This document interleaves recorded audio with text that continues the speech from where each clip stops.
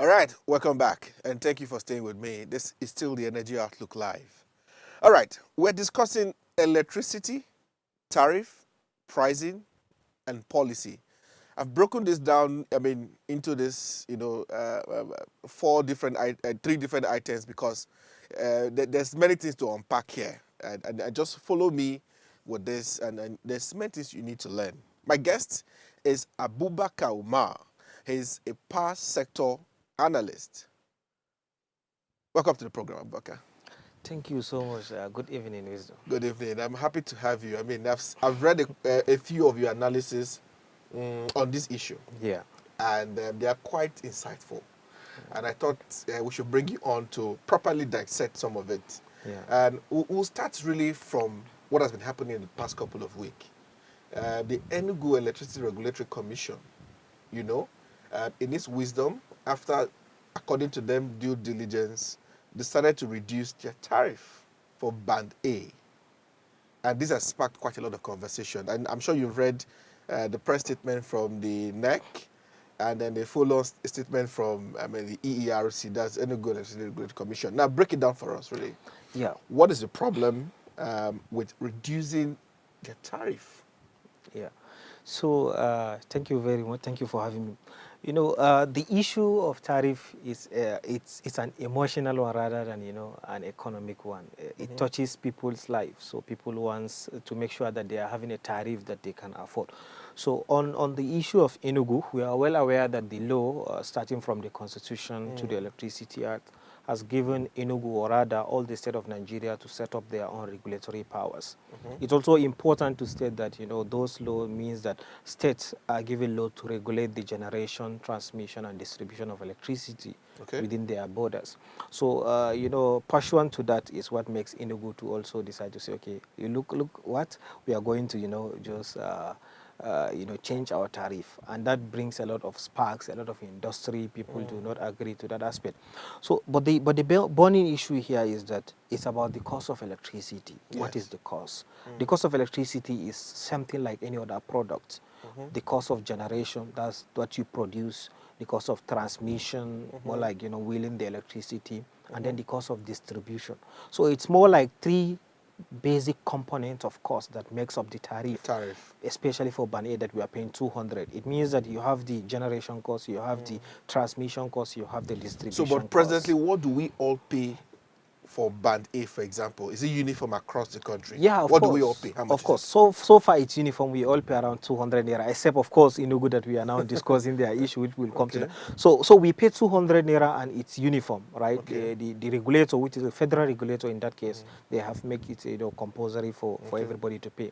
And there's a wisdom in what they did. They just want to. It's like a cross subsidization. They decide, okay, we are going to give you more, like you pay more, and those guys that are not paying, the revenue we receive from your own will end up reducing the subsidy that we are giving for Band B to E. So that's by the way. So the issue is that every state in the country is now receiving its supply from the national grid. Yes. So by the Electricity Act, the national grid is regulated by the NERC, which is the federal regulator. Yeah. So and that means the cost of the national grid is generation cost and transmission costs. Those two costs is what makes up the cost of national grid. In technical term, they call it the wholesale generation cost. Okay, which is also makes up the tariff. Which is also part of makes up the tariff. So the last portion of the cost, which is the distribution cost, it is where every state regulator can play around. It can be different. So the reason why Lagos and other states are not having different is because the law is not fully implemented. By the time they fully implement, you will begin to see people in Lagos might pay slightly lower than other part of the country. Okay. So now, the state regulator in Enugu, like I said, in its wisdom, after analyzing, decided to reduce that tariff from that 200 and something plus kilowatt per hour that we pay to around 160. Now, are we clear on some of the key factors behind why they reduced this tariff and the justification they gave for it? Are we clear? So the first thing is that you see the reason why I said that two of the costs that you have, generation and transmission, is a grid cost. That's the national grid cost that you have. But inside the cost, there is subsidy inside the cost. Subsidy. Yes, government is subsidizing around 60 to 70 naira in the course. Hmm. So which means that instead the cost is 112 naira as we are as currently now. Okay. So the government is not billing them 112 naira. The government is billing them around 45 naira or so. Okay. That is the cost. So it's more like, say, the cost of my device is 112 naira, but I'm supplying those devices to you. Instead of you to pay 112, I'm giving you invoice of 45 So naira. the cost from the grid, if I'm getting you clear, the cost from the grid is around 112 12 naira. naira. And then federal government is paying like 70. Yeah, exactly. It's paying the difference. The difference of 70. They are asking the discos to pay 45, 45 while they are taking while up they are the taking up difference. the difference. This Yeah. 45 is what Enugu State Exactly. and other states, are paying because of subsidy. Because of subsidy. Does this apply to band A or just other bands? You know, when they are doing the thing, it's whole as a whole. As a whole. Yeah, it's a weighted average. So it does not like a band. They don't separate the invoice that the grid is sending to the discos or Enugu or any other state for that matter. They are not separating either band A. It's just like, you know, the total amount of energy you consume.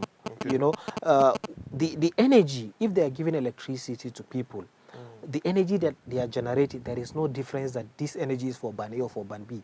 We are all getting the same light, the same current, the same voltage. It's just like the controller, which is the disco, they're designed to say, we'll give you more, we'll not give you more. So when they are now charging you the cost, they're charging you the total cost as a whole. Okay. So that is what they are invoicing them 45 naira. Okay. That 45 naira is what they're invoicing So them. it goes back to my question now. So what were the factors considered for Enugu State regulator now to say, look, you know what, we're giving this order and we're reducing the tariff in our state? Yeah. So Enugu in its wisdom, they think that, you know, the tariff that NEC is charging 200 to them, they think they can play around it. And they say that, look, you are giving us invoice of 45, not 112. That is the invoice you are giving us. For that reason, we are going to recognize 45 as our effective cost of generation. And when they do that, then they also play around the distribution cost or that component, which is the distribution, and then arrive at a tariff of 160 naira. So the challenge is that, you know, they are legally allowed to do that, and federal government is also part of what helps them to do that. Because of course, the cost is 112, but you are not giving them 112. So legally, exactly. So legally, even you as and somebody is giving you 45 instead of 112, you have to recognize, you know, what they are giving you. So that's challenge number one. You know, they are recognizing the subsidy, but that's on the legal side, as we discussed. They are right to do that because you can't take them to court, you can't do anything. This is so the by invoice. the law, They are correct on that. they are right. They are right on that. So Okay. the challenge comes on the commercial aspect. Okay. Right? The commercial aspect is not a matter of right or wrong. It's a matter of what is practicable and what is not, you know, what is impracticable. The issue is that you are required to get a revenue to pay that 45 naira. How do they get the revenue? Exactly. So initially, you are charging customers 220. Okay, And then 220. 220, then you are able to This pay. was before they reduced This was it. before. Then that 220 you are charging them is what is helping you pay 45 naira energy cost from the grid. Okay. I don't know if you understand that. Yes. So now you reduce To 160. 160, but your 45 is still 45. So it will call a question of, is it sustainable? Is it commercially feasible? Because it's a case of you are getting the same amount of goods at the same cost, nothing was reduced, and you went ahead to reduce the price you are selling to your customers. You reduce your revenue while your costs remain the same. But we see that from a report I read that Enugu, you know, they have been meeting their obligation when they are paying 220. So they've been consistent in meeting Exactly. it. They have been consistent in meeting it. So they now worry... that they change, which is today is the effective date of the order, which means we have to wait and see, are they really going to continue meeting of that obligation? Because the challenge here is that if they fail to meet up that obligation, the NBET, which is Nigerian Bulk Electricity Trading, they are the one that have contract with Enugu Disco, which is a parent company of the main power. They will decide to, you know, issue a disconnection notice if you decide to fail. Or they may decide to say, look, we are not going to do business with you until you provide us a bank guarantee. Bank guarantee is initially part of the agreement, but because of, you know, sometimes lack of enforcement to some provision of laws, lack of practicability of what I said, right? when Enugu Disco get into contract with Embed through what we call vesting contract, there is a provision that they must provide bank guarantee. But that bank guarantee, I'm not sure it's provided, because it's very difficult to get bank guarantee when the market is not favorable. So you see a case of, there is something legal but it's not commercially feasible, right? So that's the same thing with that Enugu. So the issue is that if they fail to pay their market, that's maybe from this August, you are unable to pay that 45 naira per kilowatt hour as your generation cost. The embed might decide to either disconnect you or force you to, call your BG, which will impact, eventually. But I'm curious, Abubakar, now, why would the Enugu state regulator take a decision that will shoot himself on the leg? Yeah. Commercially. I'm considering that the experts and people behind the Enugu State, Commission, of course. I doubt that they want to sit and make a law that shoots them on the leg. Yeah, of course. So like you are raising commercial issues now with this. I'm sure they must have seen this. Yeah. Are we saying they saw it and they are trying to, neglect? Is that what we're seeing here? Yeah, so of course, I must recognize that Enugu, I think, is one of the states that has a very seasoned professional in the sector. Exactly. They have seasoned, I think, I will say, more than almost every other state, of course. That's based on the high level. But I think what they have, number one, they have more data than us outsiders. They have more assessment of the situation inside. Okay. But the only two ways that I see them coming out of this is they have that they may likely have a strategy of improving their collection. In the electricity industry, there is something that is bothering the industry which stop it from moving forward, which is what we call aggregate technical, commercial, and collection losses. It's a losses that the industry is facing. Country as an average is around 43%. It means that for every 100 naira worth of electricity supplied to the grid, you are losing 43 naira. Wow. On average. So this kind of losses, it what stop investors from investing, what stop investors from recovering their costs. Why are we having such huge losses? The reason is simple. Customers will not pay because they did not supply them, and then you will have losses from the network. When you are sending electricity from Lagos to Ibadan, if your network, if your cables or conductors are not good, if you send 10 megawatt, you end up receiving maybe 8 megawatt or 7. The losses you receive on the way is also part of money.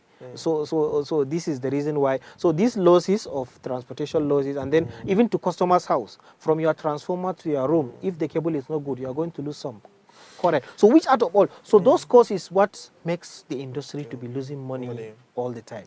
So if you can reduce that losses. Okay. In other way, we call it inefficiency. Okay. If you can reduce that losses, it will take the tariff down significantly.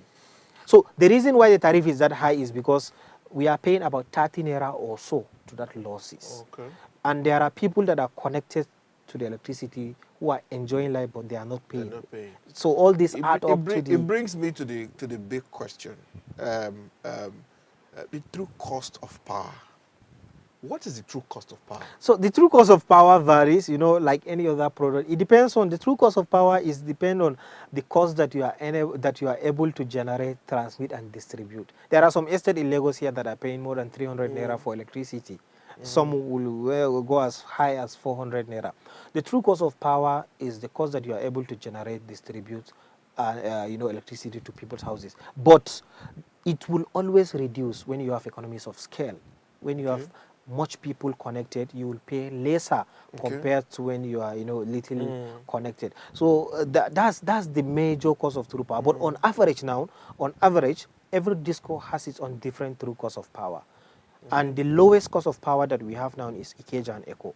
Their cost reflective tariff is around, I think, 130 naira or 140, something like that. Wow. That's their weighted average cost reflective tariff, that is the cost that if we scrap band A, band B, band E today, everybody will pay around that amount of money. That's what it means. That's 130 to 140. Okay. But because you have band A, so that's why band A will pay almost 200 while subsidizing band B to E. So is that cross subsidy, that imbalance? That's why you are paying 200 in Lagos. But then when you move to other states, for instance in Yola Disco, their cost reflective tariff, I think as at last year that I checked the report, is almost 280 or so. It's high because you cannot compare the economic activities there, the consumption there, the efficiency there with that of Lagos. So Okay. so that's so the so that brings me again to the next question. How reliable? I mean, we introduced this band A classification, band A, band B, a Yes. while back. yeah. Is it working? Well, the thing about electricity Because is in band A now, for me now, what I pay every month. Yeah. I mean, It's when I a check bit the high. bill, it's around 100,000, for example, Yeah, in it's a high. month. It's high. It's So very high. probably every week I'm spending about 20K. Yeah. I'm on band A. Can you imagine somebody You who can is imagine. earning minimum wage of It's 70,000? 70,000. So minimum wage at 70,000 naira. I'm spending this high, and other businesses, Yeah, organizations are spending spending a much higher. I mean, some banks and clinics, Yeah. if they tell you how much is the cost It's of millions the of power, naira, it's tens of millions of. millions. So the question now is this band A, band B classification, is it working for us? Well, I will try to answer the question based on category. You customer, is it working based on supply? Are you getting the 20 hours?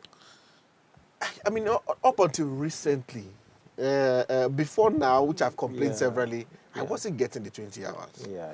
And many areas now, Yeah, I won't use myself now because there are Yeah, many of course. areas, people who are listening to me now, say, they don't get the 20 hours. Yeah. Even the band B, they don't get the 18 hours. Yeah, So is it working? So that's why I say a lot of things about electricity. When you ask the government, is it working? They will tell you yes, because it reduces their subsidy burden from around, I think, 3 trillion or so to 1.9 trillion. Okay. That's for government. If you ask the regulators, they will tell you it's working because people are able to remit, more money to the people. If you have the discourse, is it working? They will tell you yes, it's working. Their revenue improved. They have been able to, gather some meters, to collect more money from customers. So if you ask some customers, which is me and you consumers, is it working? You will have a very different kind of answer, right? People that are using gen before or diesel, they will tell you that it's working because they are paying high compared to now.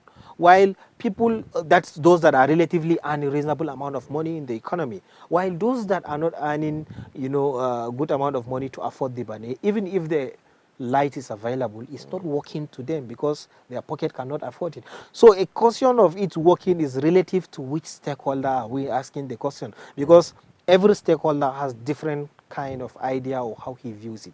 But it all goes down to us, the consumers. Are we really happy? Some people will tell you yes, they are happy because, to be honest, they are getting more than that 20 hours. And if they can continue getting that without supplementing with generator or diesel or something, to them it's working. But other people who are getting the light but do not have the purchasing power will tell you it's not working, not because there is no supply, but because the cost is too high for them to afford.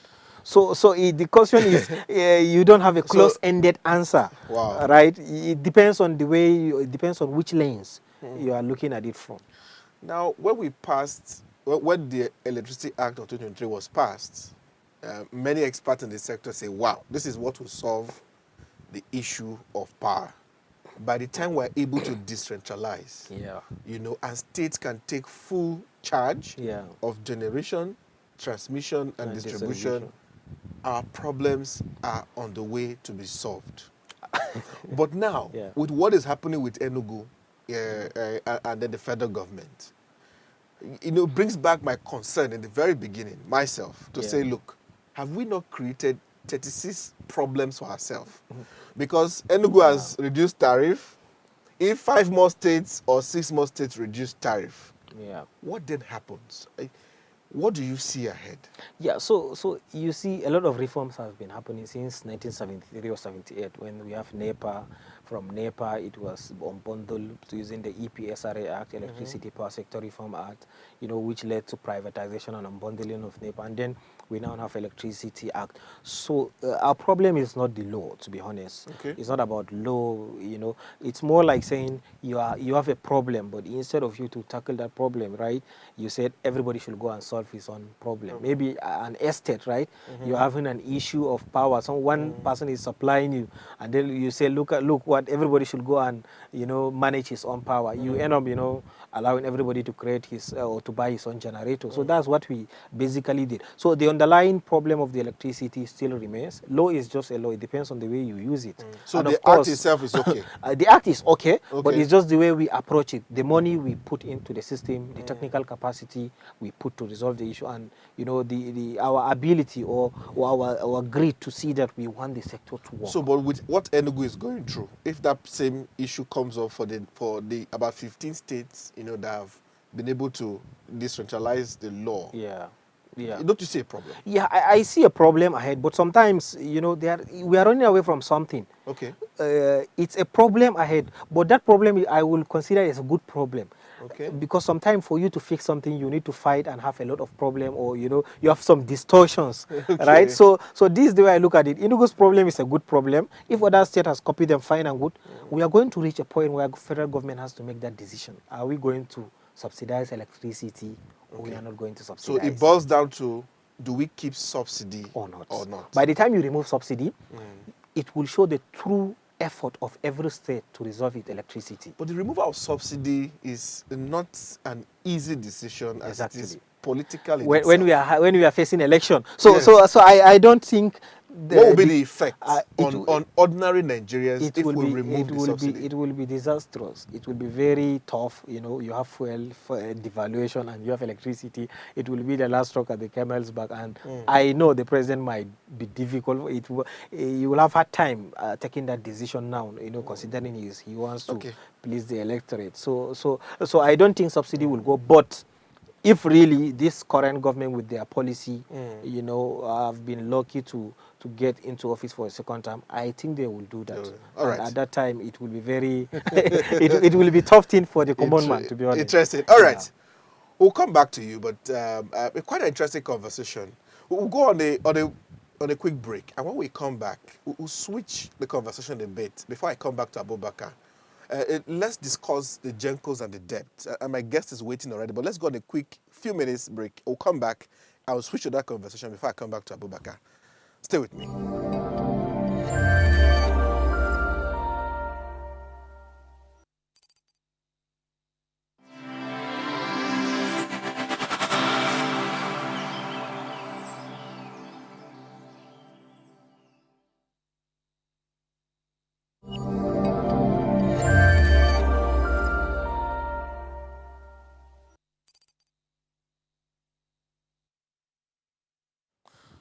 All right, welcome back. This is still the Energy Outlook, and we're switching conversations a bit for the next few minutes to discuss quite an interesting and important topic. I mean, in addition to what we've been talking about on tariffs and policies. So, this week, President Tinubu approved a 4 trillion naira to bond to settle Genco's debt. Let me bring up my guest for us to analyze this conversation. My guest is Chideye Ajayi. She's a lawyer and the managing associate at Olainu Ajayi LP. Chideye, good to have you on the program. Good to be here. Wisdom, it's a pleasure. How are you doing? I'm very fine. I know we've been talking about having you for quite a long time, and this is the perfect time we waited to have you. So quickly, we'll get into the cover, and I'm happy you're a lawyer.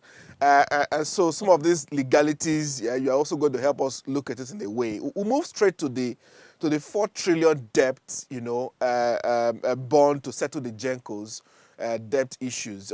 What are your thoughts about this? Now, these debts have been legacy debts. And in the last meeting with the president, they really appealed to him to find a solution for them, as they are viable and working, but their debt seems to be pulling them back. What are your thoughts around what President Tinubu has done? And maybe we should start with laying a background as to how we got here to 4 trillion, right? Okay. And the 4 trillion is a legacy debt from 2015 to 2023.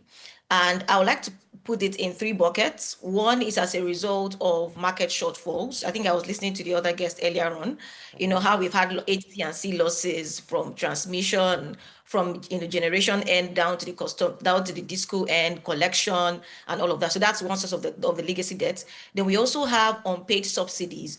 At some point in 2022, the federal government decided to freeze tariffs, sort of, for certain categories of customers, meaning they weren't supposed to increase their tariff.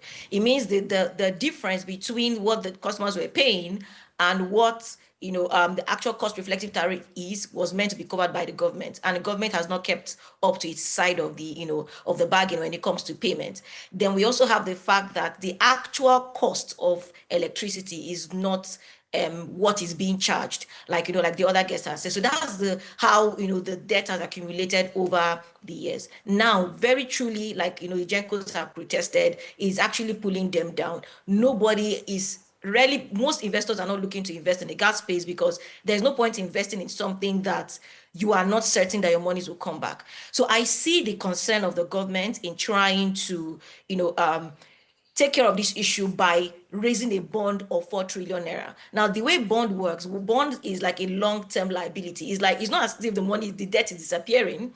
It means the government is going to public to borrow 4 trillion naira to pay the Gencos, right? And then the government is meant to pay over a long period of time. So the debt is actually not going away. Yes, it might improve liquidity in terms of making giving the Genco back their monies, and getting them back operational. But the real question is, first, how will the money be repaid? Okay. If the money is repaid solely by federal government, that is our tax money, taxpayers' money will be used. If that's the main source of paying that debt, then there's a problem. The second part is that will the market, the electricity market, would the market contribute to the payment of this debt, which is the optimal thing to do? Now, we are not yet clear as to how that, the payment mechanism will be, but it is something to really consider very critically. The second point to now consider, which is also my very big concern, is what happens to the debt between, remember, it stops at 2023 for the whole of 2024. And even into 2025. From data, we find that just for the first quarter in 2025, the debt, according to Genco, is about over 1.5, almost 1.5 trillion naira. That's just one quarter. So the question is, even if we are able to pay the 4 trillion naira, what happens going forward? We need to block that gap and stop it from happening. Okay, so so those are like the yes. Yeah, so probably to butt in here now. Now, I mean, you've opened our eyes to more wahala, as we'll say it in our local palace. But the federal government is saying that even though they are going to raise this bond and they are going to try to cover this debt, they will do so after verification and validation of the long-standing debt. And I want to quote the presidential spokesperson here, Bayo Nonoga, and he said that the president, speaking for the president, said, I have accepted the assets and liabilities of my predecessors, and there is no question about that. But that acceptance must be on credible grounds. I need to wear the audit cap of verifiability and authenticity, and the fact that the inheritance is not a mere deodorant, but a support structure for critical economic and industrial promotion. So what they're saying here is we're going to pay, but we have to do verification and validation. He accepts the liabilities, but they want to check. What do you think this will solve if verifying and validating? Are we not sure how much is this debt up to now? Well, remember the debt started from 2015, which is a long time. Yes. And I like the fact that this will be verified because it has to be verified. We can't afford to use, investors' money that will be raised from the bond just to throw it in like that without verification. So the verification is very important to ensure that the amount actually claimed is what is being owed. And we don't have a scenario where, people are just, taking away money, behind the scene. So it's important to verify. But the critical question is, what's the method of verification, right? How transparent would it be? And to what extent would the Gencos, accept it? Because you might find a scenario where the Genco says you're owing me 1 trillion naira, and the other one, and the federal government says, no, I'm just owing you 200 billion naira. Then that's also another potential point for dispute. So they need to harmonize how much exactly are we owing and what is the factual cost of this. Exactly.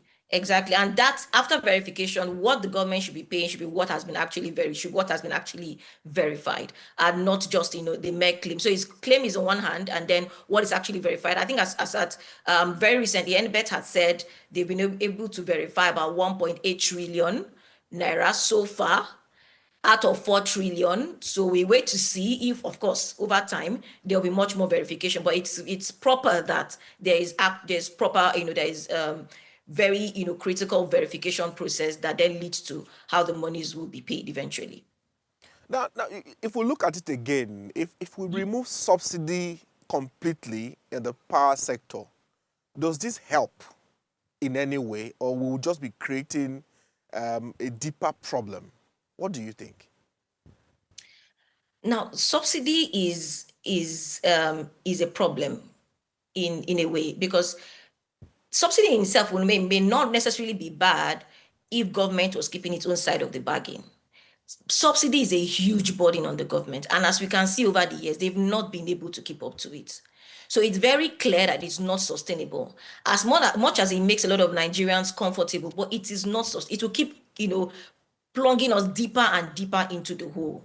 Now, for me, I'm not an advocate of taking out subsidy completely, but my view is we need to have a structured and a well-targeted subsidy framework.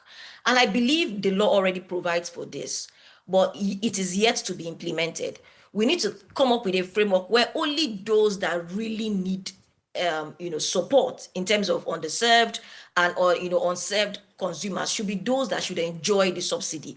Everybody can't enjoy subsidy. So that's the point. And except we have that, this current subsidy framework of just pumping in money randomly into the sector would not really help. It's not sustainable in the long run. So I would say don't take away subsidy, but repurpose it, restructure it and let it serve its purpose. The federal government, of course, the president has said to help with this issue while we are trying to settle the debt with the Gencos, they've introduced things like CNG to bring relief, to the people. In your view, is this helping so far?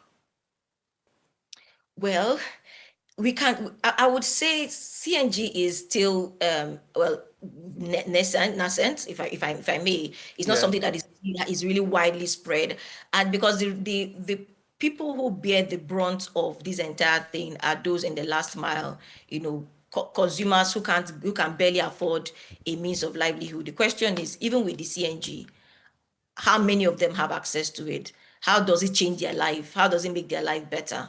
Right. So as much as it's a great idea, we need to. In fact, one of the things I was thinking about when I saw, I read in the news today about gas being, the fact that gas prices are rising, but the actual gas, the gas price factored into the tariff is static and not, does not reflective of the market price.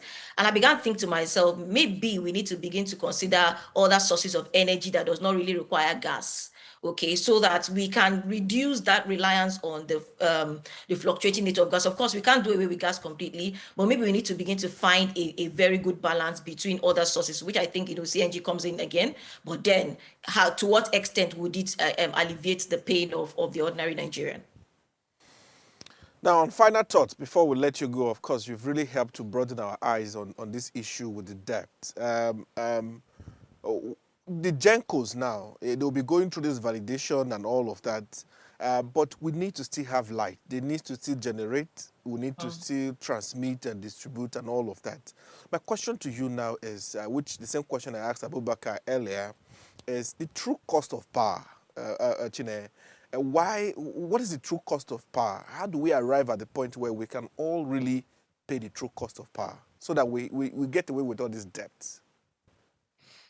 And I heard you while we were speaking to Abubakar, that you said you were lamenting about the fact that we're paying 20K. By the time the true cost of power is, is factored in, I'm sure you're going to be screaming out loud. The truth is, electricity is expensive. It's expensive, right? Yes. Electricity is expensive. And it's even much more problematic for us in Nigeria because gas is denominated in dollars.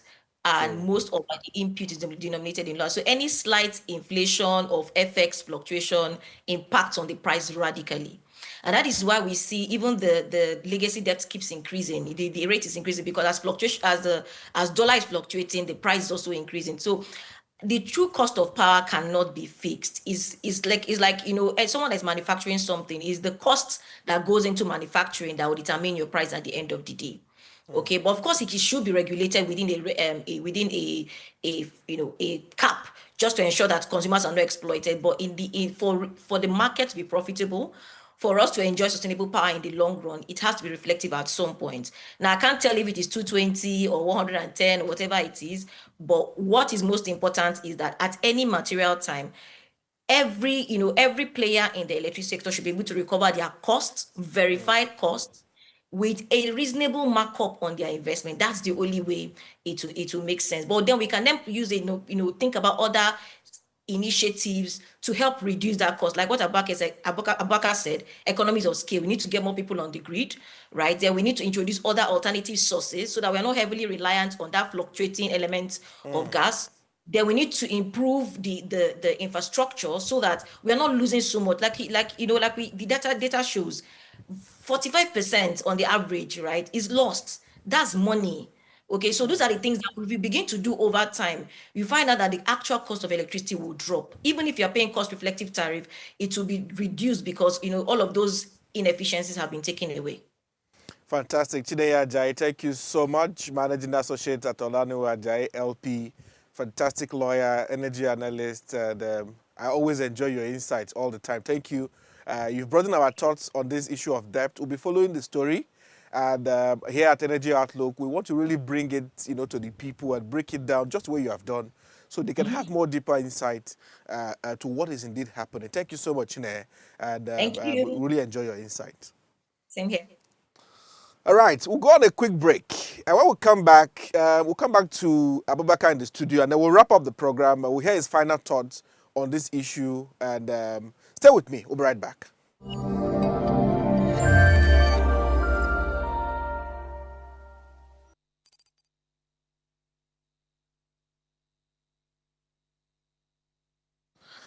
All right, welcome back. Yes, I still have Abubakar Omar in the studio. He's power sector analyst, one of the very best, and he's been talking to us, really. Abubakar, you saw some of those insights on the Genco issue. Yeah. But my question now, so as we wrap up on our conversation, these losses were recorded. You said about 45, something like 45% of these losses. What can we do to mitigate? You see, that is why I said Enugu's problem is a good problem. Yeah. Okay. Right? So we'll just, as I used to say, we'll just wait 2 to 3 months and see what will happen. If Enugu has been able to reduce the losses and improve payment to the market, it means they have a good strategy. So within their territory that other states can decide to learn from. Okay. But if they fail, it shows that, it's a signal also to other states that they cannot do what Enugu is trying to do. They cannot, because they have subsidy, they cannot just reduce, maybe tariff to think they can stimulate consumption to improve, sale. So however way you look at it, when you give it 1 to 2 months, it will show us that really if the strategy that they think they have, it will really work. Because one thing I'm sure is that if they are unable to pay, those federal, the federal regulator is not going to keep quiet. Nobody is going to allow them. So that's another. So you see, technically we say we have one pipeline of a strategy that we are waiting to see how it will pan out. Another way to look at it is electricity is an expensive commodity, as how Chineye described it now. She's right. So sometimes you have to improve people's cost of living. When you judge the electricity pricing by Lagos alone, you will get a very skewed result, considering a lot of other people are earning below minimum wage. Even minimum wage cannot afford it. So it's tied to people's, ability to pay for it. That's one. The second aspect of it is about industrialization. Okay. Every country that you see has huge amount of electricity. It means that they have manufacturing companies or industries that are connected to that grid. Now, what we are paying for Ban A, it's supposed to be borne by our industries. But a lot of our industries are running away from the grid. Not fully because of the price. It's because of reliability. They have something about it need to be reliable and the frequency needs to be very... so it doesn't disrupt their own business, their machines, so all these things. So it means that in this Lagos alone, rivers and some other states, if all these private captive generation are going to come to the grid, believe you mean that the money that we are going to recognize is going to improve, and that alone will take down, the cost of electricity by So a this very significant. so this issue with Enugu now is a waiting game. It's more like a It's a waiting game. That's the waiting way game. I see it. But I see the response from NEC, and they raised several constitutional and legal issues. Yeah. I read the response from the Enugu state regulator. They also responding to all those many different legal regulatory issues. Yeah. So, but looking at everything now, what you're saying is that this with Enugu and NEC is not a legal issue. They have the right they have the by right. the They have act the right to do what they have done. to do. There are different ways that the NEC or the federal government will respond. The federal government might decide to say, okay, we remove subsidy. That will force ERC to change the tariff, to reverse the tariff back, right? That's one way. Second way, we can wait to see, are they going to pay market or not? Okay. If they have been able to pay their market, then it means they're doing something good, and we should learn from them. If they fail to do it, it's another way that, okay, what these guys are trying to do is not going to work. So for these reasons, any other state is going to ensure that they are maintaining that level. But the best thing is, or what everybody is looking at is investors. We need money in the sector. Which is the next question before we wrap up Yeah. next 2-3 minutes. Yeah. Investors are watching all of this drama playing out. Yeah, Are we not in a problem? Yeah, we are really in a problem. I used to ask people, if I gave you 10 billion naira, are you going to invest in electricity? I used to ask people like that. A lot of them will say, I'm going to invest if it is in Lagos, where I will get my money back. Right? But if I say, okay, 10 billion, go and invest electricity in maybe Ondo State, or maybe go to Plateau State in some places, a lot of people would not do that because it's not attractive. And part of the things that this state regulator need to make is they need to show investors that this place is attractive. Come and invest, because as the popular saying goes that too much regulation is anti-investment. Right? If you have too much regulation, investors are not going to come. But then, if there is a line of sight, if investors see an opportunity, they are going to invest. It means that you need to de-risk some of these areas. The power sector now, there seems to be no opportunity for investment. In some places, it's location, location by location, because the people there, the purchasing power is low. You have minimal industrial activity, right? So you will ask, if I now bring my power plant, if I'm generating, who is going to pay me 200 naira for ban A? Even the current discourse now, they are struggling to get their money. So that's the challenge. So that's why the government needs to fix the transmission grid so that they will stimulate those industrial people to come back to the grid. Them coming back will do two things. They pay high amount of money, which is high revenue. And they also draw more energy, which means a lot of people complain that we are generating and distributing 5,000. By the time they come to the grid, it will improve. But do we have the capacity to make that improvement? We have installed capacity of 13,000. But we are only able to transmit 4,000 because do we have the capacity to transmit more than that 4,000? Of course, if you have people that are paying, the infrastructure, they will fix it and all of that. They will fix it. They will fix it. Don't we need to fix it first before we bring them? Exactly. So you see, it's more like a chicken and egg problem. Are we going to fix it? So that's why I said the government should come in, fix it, which is de-risking the sector, and then stimulate those guys to come back. Can government fix it? Where would they get the money from? That's another. So if the government cannot fix it, are we going to wait for private investors to fix it? It's not happening. Usually, when you want to do a high-scale investment to attract people, the government needs to provide patient capital or cheap funds. They are the ones that need to put something. You reduce the cost, and then other people should now come and ride the movement. So if you say you are going to wait for a private sector to come and fix our electricity, I like to believe that that's my opinion, that it will be very difficult for us to get it. They will come to places like Lagos, a lot of other places, but they can't go somewhere. They can't go to Sokoto, for example. They can't go to Ondo State or other state to fix the electricity challenges. So that's my thought about it. We need the government to put something there, reduce the risks, and then like what they are doing with AKK now. By the time AKK is over, I saw your program on it. A lot of people are going to come. A lot of investment is going to pour in that sector because you have the gas, you have a line of sight. So those kind of things is what government needs to do. Fix the transmission. Interesting. Industry should come back, and then we have improved. All right, it's a fine place to leave it. I've been talking to Abubakar Omar, power sector analyst, Thank you so much for your Yeah, insight. thank We you, hope we yes, can invite you back again sometime. No problem. Maybe no after we've problem. done the waiting game. Yeah, at And least. we'll see where we are Then we with will have- Enugu state regulator and the federal government. Of Then we course. come back and see lessons learned. Let's see. Maybe we lessons can learned, we of can take course. that. Thank you so much for the time on the program. Thank you so much. Thank you. Wisdom. All right, that's a much weekend for you today, and I hope that has been quite a lot of learning experience for you. I'll leave you with this quote quickly. Electricity is not just a commodity. It's a critical driver of economic development and human dignity. This quote is by Dr. Akinwumi Adesina, President of the African Development Bank, and it's just a fine way to cap our conversation today, what we've been discussing about. But anyways, in case you missed the episode, you can catch everything we've said on our YouTube channel at Official Upgrade TV. And same time, same station, every Friday. Please join us for an enriching conversation on the energy sector. It's quite interesting, and for me, I'm happy to be talking about these things as we'll bring the problem closer to you and the solution also, so you have a better insight on what is happening. My name is Wisdom Chap Jumbo. Until next week, have a fantastic weekend.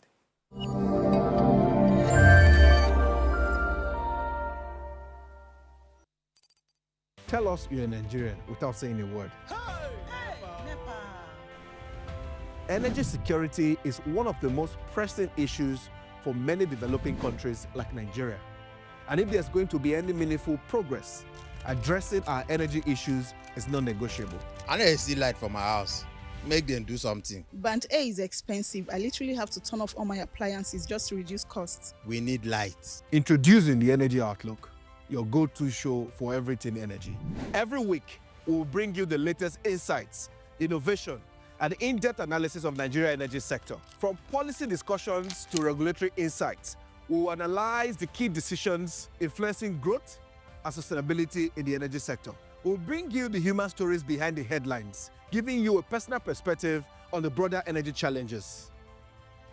Join me every Friday at 6 p.m. for the Energy Outlook, your guide to the future of energy, where energy means business.